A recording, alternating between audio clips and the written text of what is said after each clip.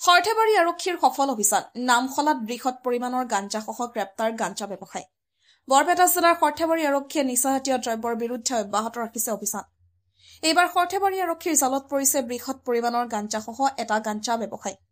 সৰ্থেবাৰী থানাৰ ভাৰপ্ৰাপ্ত আৰক্ষী বিষয়া প্ৰকাশ ডেকাৰ নিৰ্দেশত শনিবাৰে সন্ধিয়া গোপন খবৰৰ ভিত্তিত উপপৰিদৰ্শক ক্ৰমে ৰাজকমল দত্ত আৰু মনোৱাৰ ৰহমানৰ নেতৃত্বত এটি আৰক্ষী দলে সৰ্থেবাৰী নিকটৱৰ্তী নামখলাত গাঞ্জাৰ বিৰুদ্ধে চলাইছিল অভিযান আৰক্ষী দলটোৱে গোপন খবৰৰ ভিত্তিত গাঞ্জা বিচাৰি নামখলাৰ কনক কাকতিৰ বাসগৃহত চলাইছিল অভিযান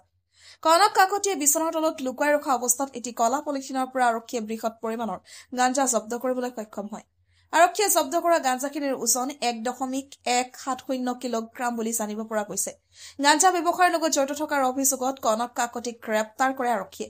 ধৃত কনক কাকতিৰ বিৰুদ্ধে সৰ্থেবাৰী থানাত আৰক্ষীয়ে নিজাববীয়াকৈ 157/25 নম্বৰত গোচৰ আৰু এনডিপিএছ আইনৰ 20B2B ধাৰাত গোচৰ ৰুজু কৰিছে বুলি জানিব পৰা গৈছে ধৃত কনক কাকতিক দেওবাৰে বৰপেটা আদালতত হাজিৰ কৰায় বুলি আৰক্ষীয়ে জানিবলৈ দিয়ে মুকালমুৱাৰ পৰা সুৰজিত পাঠকৰ report north east frontier news